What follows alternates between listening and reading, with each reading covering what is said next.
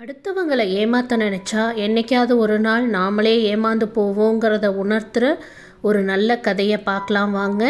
கதைப்போமாவில் நான் உங்கள் பிரியா.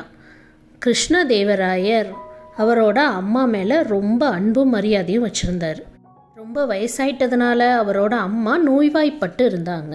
அப்போது அவர் அரண்மனை வைத்தியரை கூப்பிட்டு அவரோட அம்மா உடல்நிலையை பரிசோதித்து பார்க்க சொன்னார். வைத்தியரும் பரிசோதித்து பார்த்துட்டு அவங்க அம்மா ரொம்ப நாள் உயிரோடு இருக்க வாய்ப்பில்லை அப்படின்னு சொல்லிட்டு போயிட்டார். அதனால் அவர் அம்மா கிட்ட போய், அம்மா உங்களுக்கு ஏதாவது சாப்பிட்றதுக்கு ஆசையாக இருக்கா சொல்லுங்கள், நான் வாங்கி தர்றேன்னு கேட்டார். அவரோட அம்மாவும் எனக்கு மாம்பழம் சாப்பிடணும்னு ஆசையாக இருக்குன்னு சொன்னாங்க. அது மாம்பழம் காய்க்கிற காலம் கிடையாது. ஆனாலும் அம்மாவோட ஆசையை நிறைவேற்றுறதுக்காக கிருஷ்ணதேவராயர் தன்னுடைய ஆட்களை எல்லா திசையிலையும் அனுப்பி எப்படியாவது அவரோட அம்மாவுக்கு மாம்பழத்தை கண்டுபிடிச்சு கொண்டு வர்றபடி உத்தரவிட்டார். ஆட்களும் சென்று கண்டுபிடிச்சு ரொம்ப கஷ்டப்பட்டு மாம்பழத்தை கொண்டு வர்றதுக்குள்ளார அவரோட அம்மா காலமாயிட்டாங்க. மாம்பழம் சாப்பிடாமலேயே தன் தாயார் மரணம் அடைஞ்சதுனால கிருஷ்ணதேவராயர் ரொம்ப மனவேதனை அடைஞ்சார்.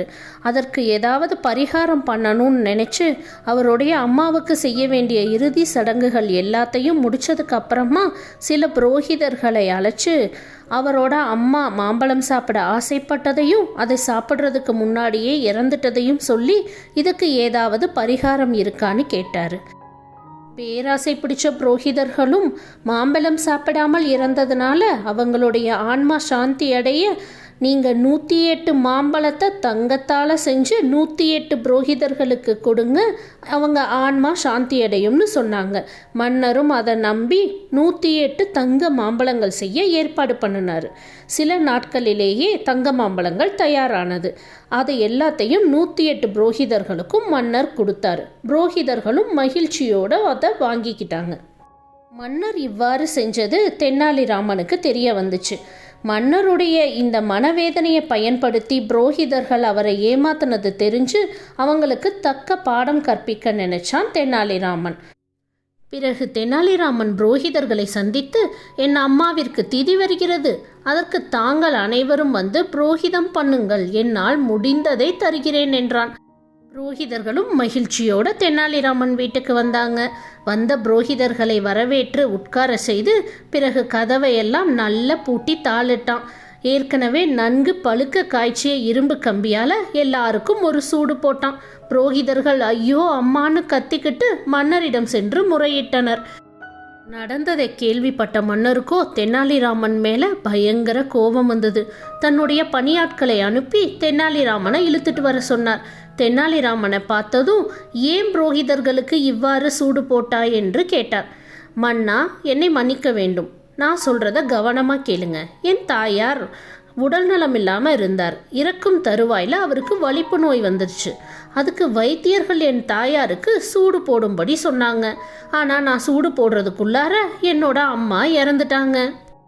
அதனால் என் தாயாரோடைய ஆன்மா சாந்தி அடைய புரோகிதர்களுக்கு சூடும் போடும்படி சில பெரியவங்க சொன்னாங்க.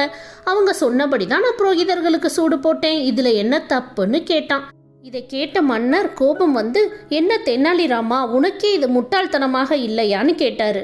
உடனே தெனாலிராமன், மன்னா, உங்களுடைய அம்மா மாம்பழம் சாப்பிட ஆசைப்பட்டு சாப்பிட முடியாமல் இறந்ததுனால நீங்கள் புரோகிதர்களுக்கு மாம்பழம் கொடுத்தா அவங்க ஆன்மா சாந்தி அடையும்னா, என்னுடைய அம்மாவுக்கு சூடு போட முடியாமல் அவங்க இறந்தப்போ அதற்கு பதிலாக புரோகிதர்களுக்கு சூடு போட்டால் அவங்க ஆன்மாவும் சாந்தி அடையும் தானே அப்படின்னு கேட்டான். இதை கேட்ட உடனே அரசருக்கு புரிஞ்சிருச்சு தான் செய்தது எவ்வளவு பெரிய முட்டாள்தனம்னு. அதை புரிய வைக்கிறதுக்காக தான் தெனாலிராமன் இந்த நாடகத்தை நடத்தியிருக்கான்னு தெரிஞ்சு தெனாலிராமனை பாராட்டினார் கிருஷ்ணதேவராயர். நம்மள பலர் இதே மாதிரி தான் ஒரு துன்பத்தில் இருக்கும் பொழுது அடுத்தவங்க சொல்கிறது சரியா தப்பான்னு கொஞ்சம் கூட யோசிக்காம எல்லாத்தையும் செஞ்சுருவோம். இனியாவது அப்படி இருக்காம எந்த ஒரு சூழ்நிலையில் இருந்தாலும் செய்ய போகிற விஷயம் சரியான ஒரு நிமிடம் யோசிச்சு செய்வோம். கதைப்போமாவில் மீண்டும் ஒரு நல்ல கதையோடு உங்கள் அனைவரையும் சந்திக்கிறேன். நன்றி.